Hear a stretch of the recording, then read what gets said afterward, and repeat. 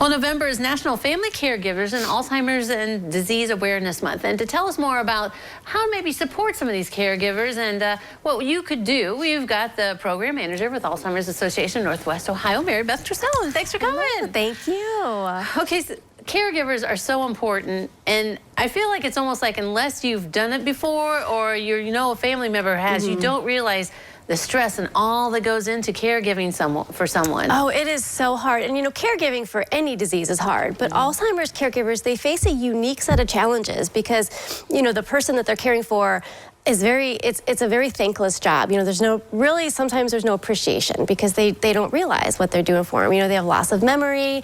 Not only do they have loss of memory, but over time, they start to lose their ability for mobility. So they need a lot of help with daily living activities like getting dressed and showering. And it's very hard. Then there's behavioral issues too, because, the ability to communicate as the disease progresses changes. So instead of, they don't really have the ability to say, I'm angry or I'm frustrated. So they have behavior.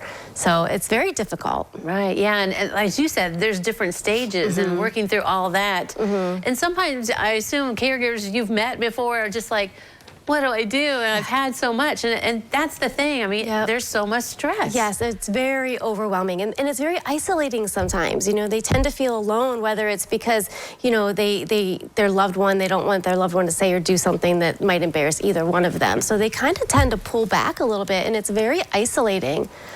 All right, so what can we do? Is there anything, as family, friends, that we can do to support?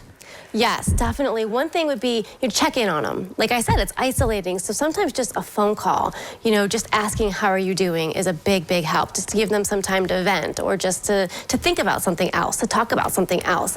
Giving specific help. It's really, when you don't know how to help, you tend to say, oh, let me know what I can do to help. Right. Well, they're not going to ask you for help. So look around, see what they need help with, and be specific. Say, hey, do you want me to sit with him or her while you run to the grocery store or while you go do something?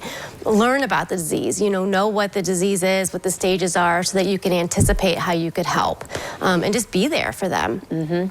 Yeah, because everybody is wants to be so helpful, but you don't know how. Yep. And maybe you could even help clean up the house or something. Like you said, get a break and let me get out of the house or something. Yep. Even if you're right, just hey, I can help with the laundry, or let me do this. Just offer for some specific help, even though it's hard, because you're right, nobody really knows what to do. That's why if you can learn about the disease and understand what's coming, then you're more likely to be able to say, hey, why don't I do this, or why don't you so you can go do that. Just kind of be there to help. And we're coming into the holiday season. We've got Thanksgiving and Christmas, and everybody always wants everything to be just perfect and get things done. I assume that's a hard time for caregivers. Maybe that's why they pick November to stress, caregiver month. Yes, it is. It's really hard. I mean, the holidays are hard on everybody. I mean, it's a stressful time of year because you want everything to be perfect. So it's really hard, and it's hard to get together with, you can't bring 15, 20 people together when you have somebody with Alzheimer's or dementia because it's just too overwhelming for them. So you have to spread out the season, as much as you can, and just do small little holiday celebrations with fewer people. As long as the family and the friends realize that, everyone can kind of work together and stuff. Exactly. Yeah, there are a lot of caregivers out there, and I'm assuming you guys with the Alzheimer's Association find out a lot more about that and the struggles that people go through. Yeah, in fact, one of my roles is to meet with caregivers, and I sit down with them, and we can kind of go over a care plan, or they can tell me, hey, this is what's going on, what can I do, and I can give tips. Or sometimes they'll call and they'll say, my mom was just diagnosed, what do I need to do? And that's the best time, because then I can walk them through, hey, here's what to expect, here's what you need, let's get this going, and they can get a plan set. All right, yeah, so that service is available. You can help them out. All right, very good. Well, thank you very much for coming today, Marybeth. Thank you. All right, don't go away. Noon Edition continues in